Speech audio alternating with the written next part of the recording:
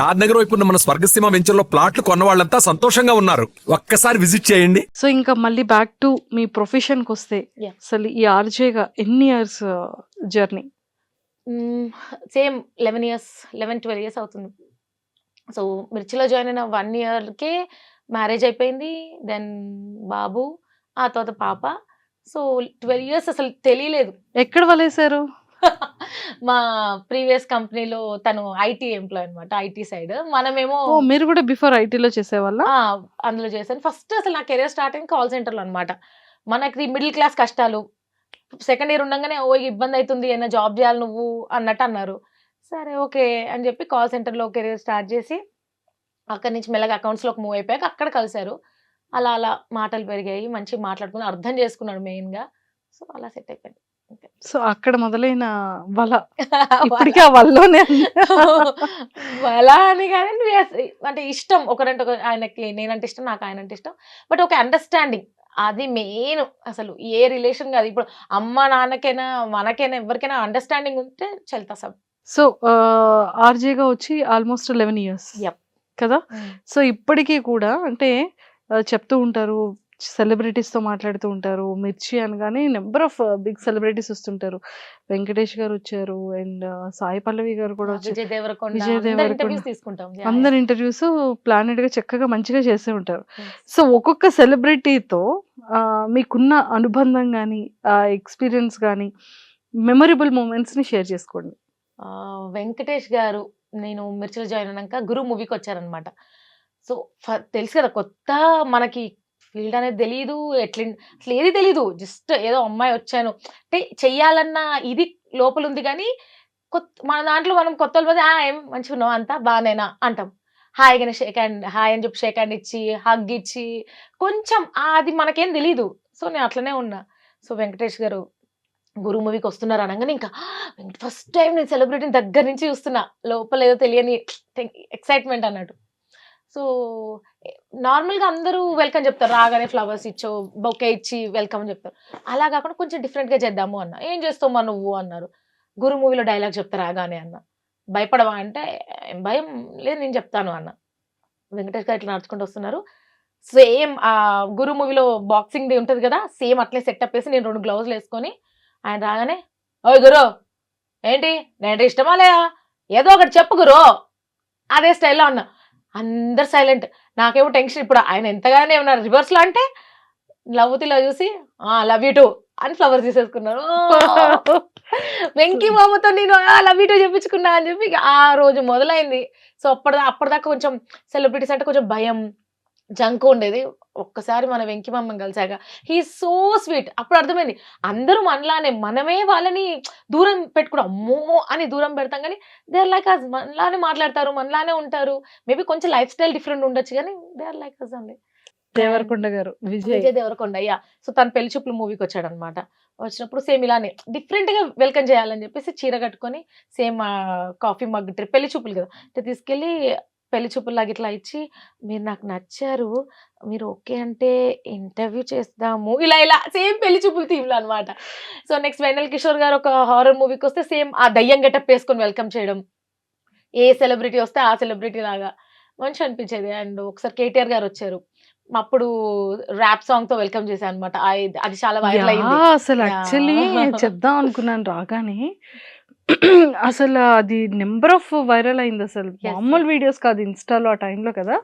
కేటీఆర్ గారిది మాత్రం సీరియస్ లో చాలా చాలా బాగుంది. అది అప్పుడప్పుడు అనుకున్నాం ఇలా వస్తున్నారు అనగానే రాసేసారు. నేను ర్యాప్ సాంగ్ పాడేశాను, చాలా నచ్చింది, అంతటా వైరల్ అయింది.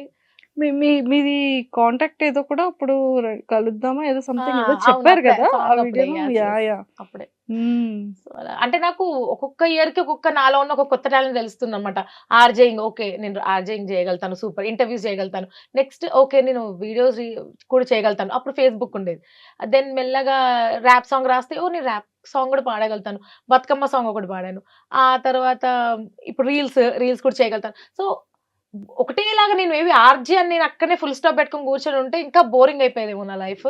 బట్ ఒక్కొక్కటి డిస్కవర్ చేస్తూ ఒక్కొక్కటి ట్రై చేస్తూ పడుతూ లేస్తూ ఎంజాయ్ నడుస్తుంది కాబట్టి 12 ఇయర్స్ అసలు తెలియలేదు. సో చాలా డిఫరెంట్ మైండ్ సెట్ కానీ సో స్వీట్ అనిపించే సెలబ్రిటీ.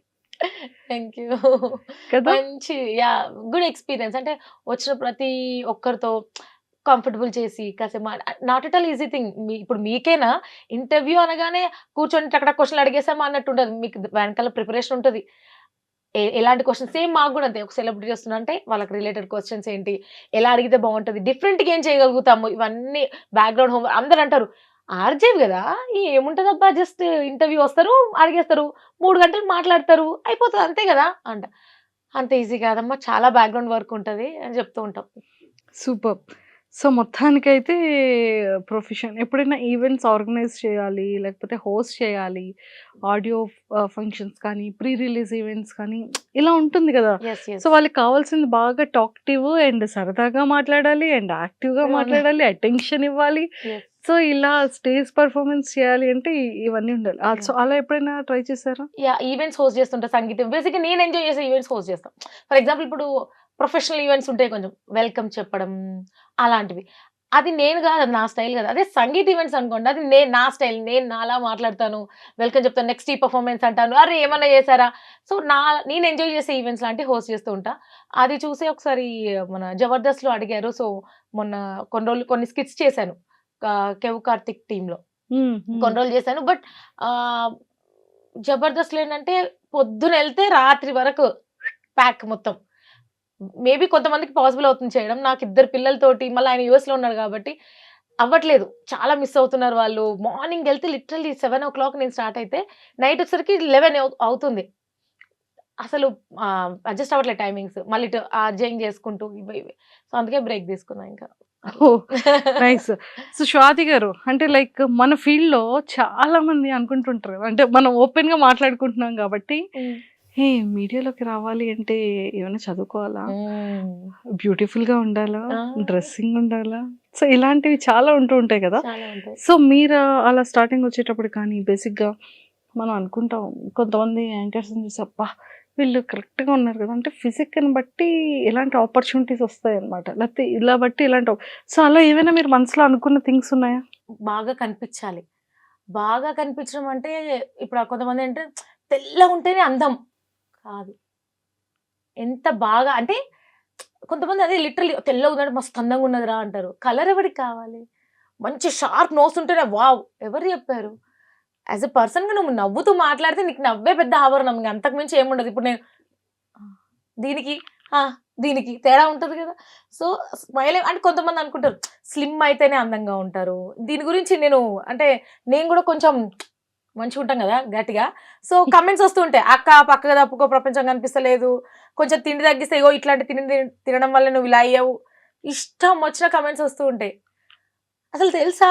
ఒక బేబీకి బర్త్ ఇచ్చిన తర్వాత మదర్ ఎలా అవుతదో? తన బాడీ ఏమవుతదో? నేను అంతకుముందు ఎలా ఉన్నానో నీకు తెలుసా? అసలు నేను తింటేనే లావు అవుతాను నువ్వెట్లా అనుకుంటావు? ఇష్టం వచ్చిన కామెంట్స్ వస్తుంటాయి. వాళ్ళ గురించి ఒకసారి రీల్ గూడా చేశా. మేము కొంచెం లావుగా ఉండే అమ్మాయిలం. మేము షాపింగ్‌కెళ్తే మా సైజ్ ముందుండదు. ఎప్పుడు వెనకాలే ఉంటది. ఏ లిఫ్ట్‌లో ఒకవేళ వెయిట్ ఎక్కువైందన్నా గూడా ఫస్ట్ అందరి లుక్ మా వైపే వస్తది. మేము కొంచెం లావుగా ఉంటాం. తింటూ ఏదైనా రీల్ పెడితే "అక్క తిండి తగ్గియి" అని అంటారు. మేము కొద్దిగా లావుగా ఉంటాం. ఫోటోలో దిగాలంటే అప్పుడు మాత్రం మమ్మల్ని వెనకాల నెట్టేస్తారు. మేము కొద్దిగా లావుగా ఉంటాం. ఇలా నాకనిపించింది నేను చేస్తూ ఉంటానన్నమాట. దీనికి చాలా మంది కనెక్ట్ అయ్యి అవునక్క అని అంటారు. సో, నన్నడిగితే లుక్స్ స్లిమ్ ఉన్నామా, లావు ఉన్నామా, తెల్లగున్నామా అలా అస్సలు డజంట్ మ్యాటర్. ఎంత హ్యాపీగా ఉన్నావు, హెల్తీగా ఉన్నావు అనేది ఇంపార్టెంట్. కానీ నౌ ఏ డేస్‌లో మనం చూసుకుంటే అలాంటి వాళ్ళకి ఉన్న ప్రిఫరెన్స్ అనేది హ్మ్. నెక్స్ట్ వాళ్ళకి ఉండదు. ఉండదు. అవును. ఈ కొంచెం ఫీల్డ్‌లో ఈ ఫీల్డ్‌లో అదే మన మనం ఎంత కాంపిటీషన్ వరల్డ్ టాక్టివ్‌గా గదా! ఉన్నా ఎంత ఇట్లుంటే ఇట్లొచ్చేస్తారు. హ్మ్. అవును. అండ్ నిజంగా ఇలాంటి ఫీల్డ్‌లో కెమెరా ముందుకొచ్చి మాట్లాడగలంటే ఫస్ట్ మనకి ధైర్యం. మనల్ని మనం స్ట్రాంగ్ చేసుకొని దెన్ కెమెరా ముందుకొచ్చి మాట్లాడితే అందరూ చూస్తారు. ఎందుకు చూడరు? ఆ ఆలోచన తీసేయాలి ఫస్ట్. అండ్ కొంతమంది అనుకుంటారు నా గొంతు స్వీట్‌గా ఉంటది నేను ఆర్‌జే అయిపోతానా? నేను చూడడానికి క్యూట్‌గా ఉంటాను యాంకర్ అయిపోతానా?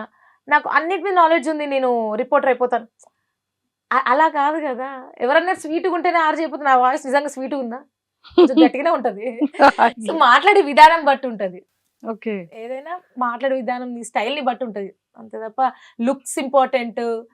ఇలా ఉంటేనే అవుతారు. ఇది చదివితేనే అవుతారు.